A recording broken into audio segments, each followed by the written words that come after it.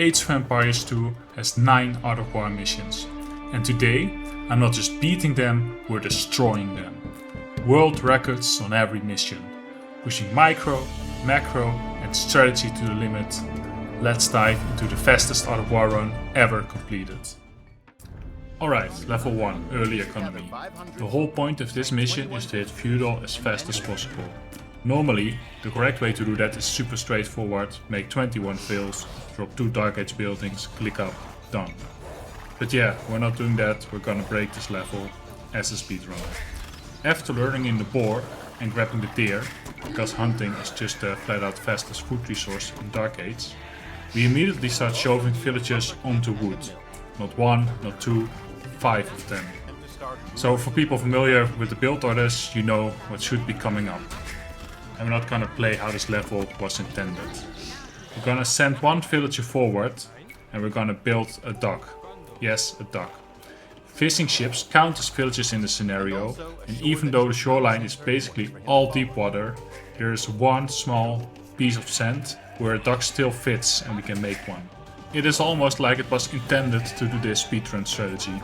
The part that was not that intended, and where we actually break how the level should be played, is that when we're making the dock, it does not count as a Dark Age building in this level. So instead of needing 2 buildings to click up, we actually need 3. So after making the dock, we will also make a mill with the dock builder, because building a mill takes longer than making a fishing ship. After this, the only thing that's left is force dropping to 500 and clicking up with a strategy that shouldn't be able, and I guess they will patch this in the next patch. Level 2, the Fast Castle Age. This mission teaches the classic FC, make 27 villagers and get up to Castle Age. But here's the twist, in this scenario Feudal Age already unlocks at 26 villagers, so that's our target. The challenge is gathering enough resources to click Feudal and then immediately click Castle upon reaching Feudal Age, all with just 26 villagers. No water on this map, so we can't use the dock exploits from level 1. We started pushing in the deer right away, it's more convenient to do the deer early when we only have 6 villages on foot. Now we will put more villages on foot and then we need to lure the boar. The second boar we will lure with the scout and we continue the deer push after. Fast forward the Dark Age to the feudal click, this is where the interesting part starts, the feudal to castle transition. This is where we get a time save. Normally you will drop a market and a blacksmith, but the market takes 60 seconds to build and that's way too slow. Instead we use a stable or archery raids as second building, both only take 50 seconds. And here's the fun part we abuse, once you unlock a building in Age of Empires 2 it stays unlocked even if you delete it. So we built the barracks in Dark Age, let it finish and then delete it right before hitting feudal. For the second building we micro our villages to position nicely around the location. To make it easier, I built a house to delete it afterwards to nicely line up the villagers on 2 sides. That way, the moment we reach feudal, we can instantly drop the blacksmith and the stable and click up the castle age without waiting. In 12 minutes, 12 seconds. Level 3. Booming. The goal the game gives you is simple. Build 100 villagers and reach Imperial Age. But that would take forever and we are speedrunning. So instead of booming our own economy, we're gonna delete their economy. We're taking inspiration from all those times on Arena or Black Forest in the team game where your teammate thinks you stole their sheep. Yes, we're gonna mangonel their base. We start by sending 3 villagers and the scout forward immediately. Everything else, straight onto wood and gold. We're not making farms, we're not making eco, we're buying everything through the market. That lets us drop directly 3 siege workshops. The win condition here is to destroy every unit and every production building of our ally with allied fire. Meanwhile, the scout has one job: rush forward and body block the enemy town center foundation. We do not want them to expand. If the ally tries to place a town center, we stand on top of it and spam click to stay perfectly centered in the middle. After a while, we let them start building just long enough to waste their resources. And then we time our first mangonel so it pops out before the town center finishes. The moment the mangonel hits it, the AI cancels the building and loses the resources. This is a big time saver.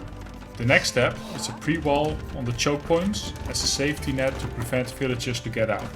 The difficult part about this level is that the extreme AI dodges every single mangonel shot. It's like they're in the Matrix. So we need to manipulate their movement. First target, the scout. Auto-scout pathing always takes the shortest route towards your base, so we abuse that. We predict the path, wall off the lake area, and then trap the scout inside when it enters. So that's the first threat contained. Next, the villagers. Our 3 siege workshops are positioned so each mangonel covers a different part of the enemy base. 2 mangonels focus on the town centers, constantly ground attacking the base of the building, making sure the villagers garrison inside. The 3rd mangonel focuses on the other villagers building new structures and the lumberjacks. This stops them from building and gathering and go back to the TC, after which we switch to attacking the town center. Later the same mangonel also has to finish off the market. Now we have 2 mangonels hitting the town center. We need to make sure to stagger the shots on the town centers. If both mangonels fire at the same time, the AI simply waits inside and doesn't get hurt. But if you fire with a small delay, the AI ungarrisons right as a second shot lands.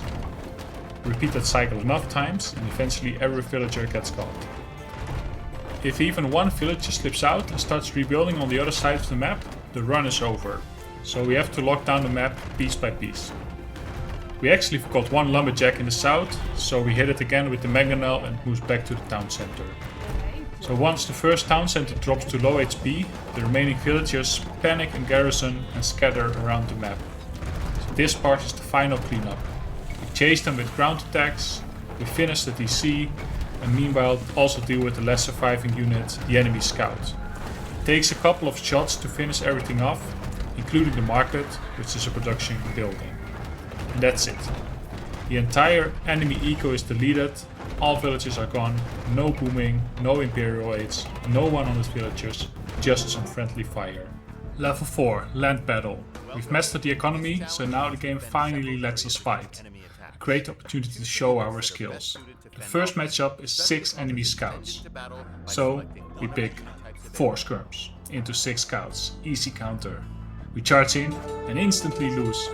I didn't even notice we were on a no attack stance. Perfect. Because losing is exactly what we want. This level always ends the moment the final battle finishes, no matter who wins. So the fast strategy is simple, we lose every fight as quickly as possible. Next round, 6 archers, so we pick 4 archers. We run them straight at them in a perfect line. If an arrow overkills one of our units, it flies straight into the next one. And here's another bonus, by intentionally losing every fight, we avoid earning a medal on this level. It makes us skip the final 12-second cutscene. Next up, 6 skirms. We take 4 archers again and repeat what we have done before, staying on no attack stance and keeping our minimum range from the skirms. Next one, 5 men-at-arms. For this one we pick the scouts, because the distance is far and we want to enter the fight faster. Scouts are tanky, but men-at-arms hit them hard enough to delete them quickly. We line our scouts up, so the enemy doesn't have to reposition after each kill. Next, 6 spearmen. Easy call, scouts again. They die instantly, perfect. And finally the last battle, spearmen and skirmishers together. Perfect counters to scouts and archers. So we pick the scouts first, charge in, let them melt before our archers even arrive. They quickly die to the skirms and spears, and that's it, the fastest possible way to win this level without even fighting in 5 minutes 5 seconds. Level 5, destroying a castle. Finally the game lets us attack the enemy base. So we're gonna do it the speedrun way. We send everything forward immediately, queue up a ram at home, because we're gonna ram rush this castle. Our scout has a special job here. We patrol him around the castle in a wide semicircle, so it can dodge all the arrow shots and gets all the attention. Meanwhile, the rest of our army will deal with all the enemy army. Meanwhile, our villagers walk straight under the castle and drop forward siege workshop. Yes, directly underneath it. From that workshop we're gonna produce 2 more siege rams, giving us a full trio to push the front side of the castle. Once they're done building, the villagers join the fight. Villagers actually deal bonus damage to buildings, so every hit matters here. We need to reposition our villagers a bit to make sure the 3 rams fit on the front side of the castle. Meanwhile, we also use 1 villager on the side to build houses in front of the gate to block the enemy villagers. because the enemy villagers will come in to try to repair the castle.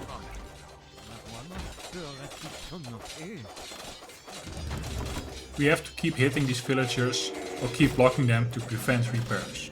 Even a few seconds of repair time and the castle survives too long.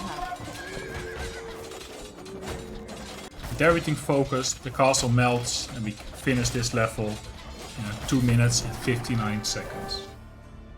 Level 6, rushing the enemy. No setup, no eco. We need to kill 5 villagers as fast as possible. We queue up a scout instantly and send everything forward. Our starting scout hits the house to draw aggro and then slips to the side, while we drop a blacksmith with our villagers for the attack upgrade. With the scout rig, we guarantee the first hit in a scout 1v1 and win it cleanly. Meanwhile, our 3 forward villagers drop a tower right on the enemy gold, and we send our scout forward to attack the deer hunters. The moment the foundation is down, the villagers split. One villager runs ahead to place a gate and cut off the deer hunters, while the other 2 take a 2v2 fight on the gold, body blocking so nothing escapes. Our scout dives the hunters, and the second scout arrives soon. The gate builder buys enough time and closes the path behind him, creating a perfect little trap. The rest of our villagers finish the tower, and once it goes up, we only need 2 shots to pick off the 5th villager. A clean rush, level 6 done in 1 minute 48 seconds. Level 7, defending against the rush. Straightforward, we want to rush to 800 food and 200 gold to click up. We require 1 more building, which will be the blacksmith. But we only have 8 farms and we need more than 8 villagers gathering food. The original route is to send the villagers to the deer at the mill, but this is a long walk from the starting position.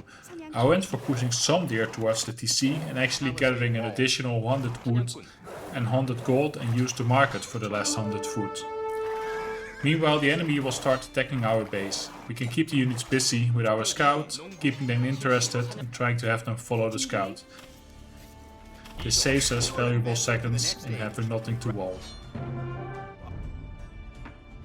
Level 8, the Naval Battle. My favorite level, as I used to always play water maps.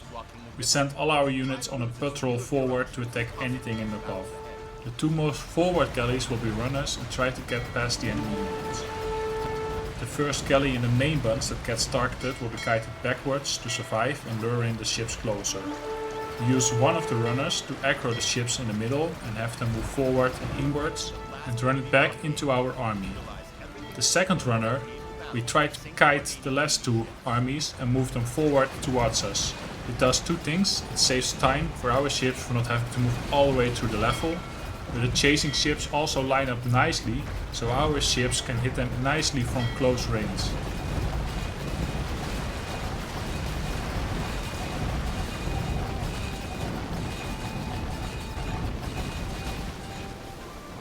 Level beating within 2 minutes with a gold medal. Level 9, Battle Formations, the final level. If you like the run so far, take a second to please like and subscribe to my channel before we enter the first enemy, a mangonel. Instead of using formations, we can just run straight up into close range with the first shot flying over our heads. An easy kill as long as we stay in minimum range. Now we grab a runner to run straight past the 2 scorpions. The rest of our army can catch up and shoot the scorpions and kill it. Damage is not relevant here as our troops will heal after this battle. Our runner will also pass the man-at-arms in the 3rd battle. The rest of our X-bows follow and will pick up some men-at-arms with the micro. The whole reason for this runner is to spawn the 4 additional knights as quickly as possible to increase our DPS. They can kill part of the men-at-arms and our rest of our crossbows can go forward. The knights will deal with the skirmishers and our runner moves further ahead and the rest of the crossbows attack all the pikes and move forward.